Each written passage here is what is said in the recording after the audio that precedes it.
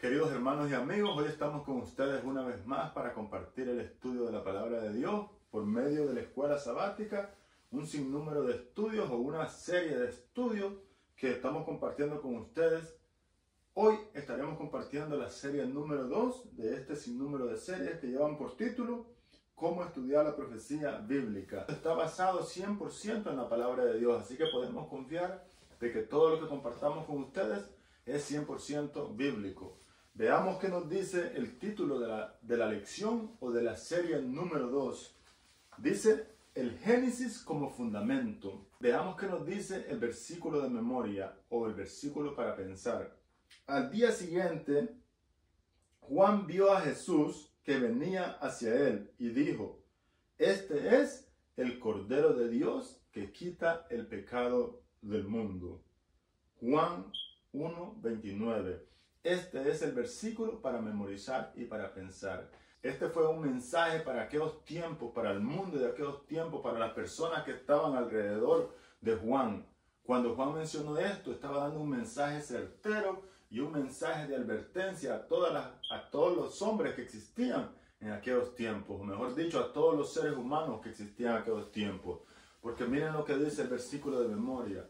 He aquí el Cordero de Dios que quita el pecado del mundo. Nosotros ahora lo vemos algo simple y sencillo, sin embargo, sigue siendo un mensaje poderoso para estos días. Cuando nosotros leamos este texto, debemos tener en cuenta que Juan era uno de aquellos que sabían quién era Jesús, que sabían cuál era la misión de Jesús, y aquellos pocos, porque eran pocos que entendieron y que conocían en esos tiempos. Más adelante, muchos creyeron en Jesús cuando Jesús había hecho milagros y prodigios, pero en este momento que Juan dijo estas palabras, era una advertencia y un mensaje de salvación, y un mensaje a los oídos de aquellos oyentes o a las personas o al público que tenía Juan en ese momento, para que siguieran al Cordero de Dios que era Cristo Jesús. Y la Biblia nos registra que aún algunos discípulos de Juan siguieron a Jesús cuando Juan dijo estas cosas. Así que es un mensaje tremendo para aquellos días y para estos días en los cuales nosotros vivimos también, porque Jesús sigue siendo el Cordero de Dios que quita el pecado del mundo. Veamos qué nos dice el escritor por medio de la nota en el día sábado. La primera parte dice: uno de los principales problemas de algunas interpretaciones modernas de la profecía bíblica es que no reconocen que las raíces de esta se encuentran en la revelación previa al Antiguo Testamento. En el caso del Apocalipsis, en la revelación, por ejemplo, Juan da por sentado que su público original conoce el Antiguo Testamento y por consecuencia utiliza conceptos que son familiares para su audiencia. Aunque es útil buscar en toda la Biblia los pasajes relacionados con el texto que estudiamos en Apocalipsis, hay documentos bíblicos más relevantes que otros y fundamentales para entender mejor el libro. Esto es especialmente cierto en el caso de Génesis, que expone el camino por el que nuestro mundo descendió en el caos del pecado. Casi todos los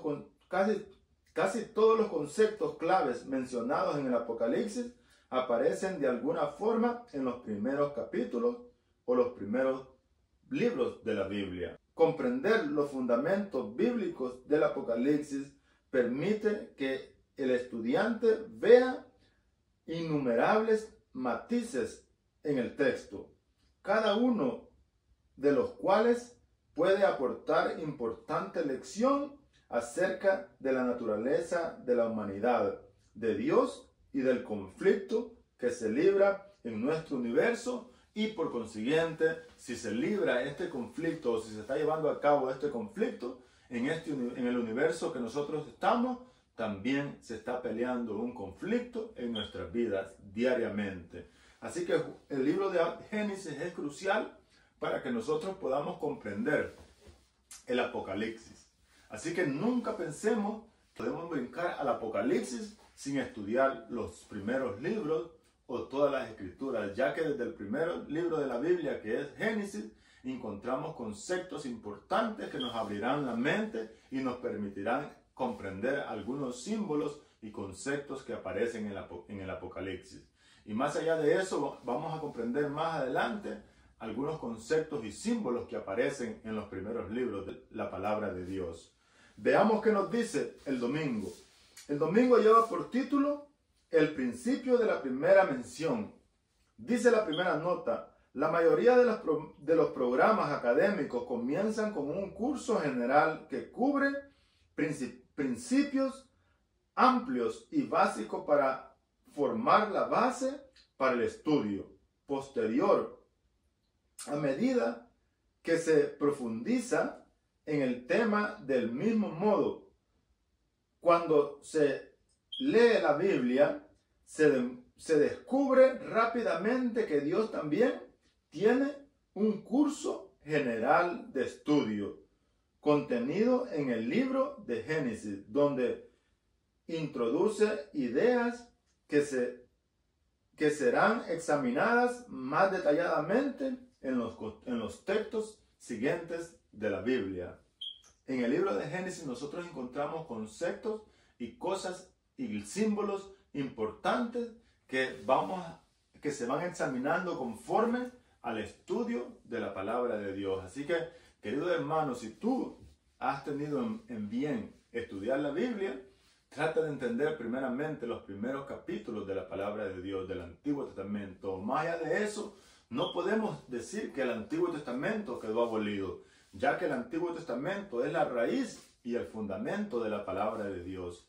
Ya nosotros podemos entender cuando nosotros vemos claramente que cuando Juan escribió el Apocalipsis, no existía el Nuevo Testamento, solamente existía el Antiguo Testamento. Así que el Antiguo Testamento es crucial para entender el Apocalipsis, o mejor dicho, los libros proféticos como Daniel y Apocalipsis. No podemos ignorar el Antiguo Testamento y principalmente los primeros capítulos o los primeros libros de la palabra de Dios. Veamos qué nos sigue diciendo la nota. Algunos estudiadores de la Biblia se refieren a esto como la ley de la primera mención, aunque sería más apropiado etiquetarlo como un principio o un patrón, pues no es férrea y hay muchos conceptos a esa regla.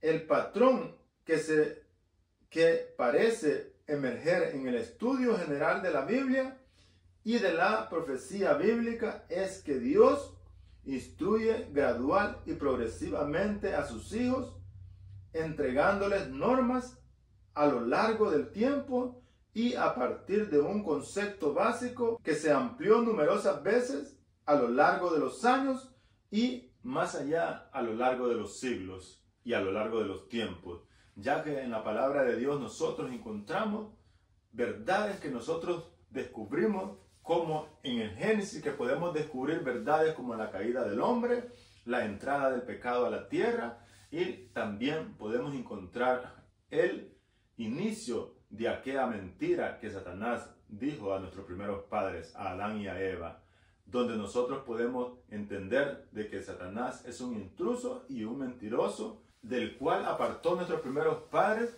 de esa relación que tenían con su Creador. Y es por eso que ahora nosotros estamos y los encontramos en medio de este gran conflicto. Y sigue siendo importante que nosotros entendamos que la palabra de Dios fue para aquellos tiempos y para los tiempos presentes y para los tiempos futuros. Así que la palabra de Dios nos da especiales instrucciones y conceptos que nos van a servir para nosotros para poder caminar en este mundo y también caminar hacia la Canaán celestial. Veamos qué nos dice la pregunta del día domingo. Dice, lee Isaías 47:8, Malaquías 3:6 y Hebreos 13:8. La pregunta dice, ¿qué principio puedes deducir de estos textos para anclar en tu estudio de las profecías? ¿Qué principios podemos encontrar en el libro de Isaías 47:8 que nos dice, la hierba se seca, la flor se marchita, pero la palabra de Dios permanece para siempre. Dice la palabra de Dios que la hierba se seca, la flor se marchita y que aún el pueblo o aún los seres humanos podemos marchitarlos, pero la palabra de Dios permanece para siempre. Así que podemos confiar que la palabra de Dios es inmutable, no cambia y permanece para siempre. Dice la palabra de Dios que ni una jota ni una tilde pasará sin que todo se cumpla. Y luego Malaquías nos dice, porque yo, Jehová, no cambio, por eso, hijos de Jacob, no habéis sido destruidos. Así que también nuestro Dios Padre tampoco cambia, de acuerdo a lo que nos dice Malaquías. Y el libro de Hebreos nos dice, Jesús es el mismo ayer y hoy y siempre y por los siglos de los siglos. Así que ni Jesús como nuestro Salvador y nuestro Redentor, que nosotros sabemos que Jesús y el Padre son un solo, pero sin embargo tienen posiciones diferentes en el ministerio de la salvación de la raza humana. Jesús es nuestro Salvador, Jesús murió por nosotros, el Padre envió a su único Hijo para salvarlo, pero finalmente ninguno de ellos cambia. Eso es lo más importante que estamos comprendiendo en este estudio, que ni Jesús cambia, ni el Padre cambia, ni tampoco su palabra cambia. Así que podemos confiar plenamente y entender claramente la profecía. Cuando nosotros podemos creer que la palabra de Dios es inmutable, entonces vamos a creer que la profecía es un mensaje de amor para nosotros, sus hijos, para nosotros los seres humanos, y más allá de eso, para nosotros los cristianos, los que profesamos una fe en Cristo Jesús y creemos que un día Jesús vino a este mundo y murió por nosotros y resucitó y ahora se encuentra a la diestra del Padre, preparándose para la segunda venida. Así que, queridos hermanos, no podemos ignorar que Dios es inmutable y que la palabra de Dios es inmutable y que es muy importante creer de que la palabra de Dios nos arroja luz en el libro de Génesis, la cual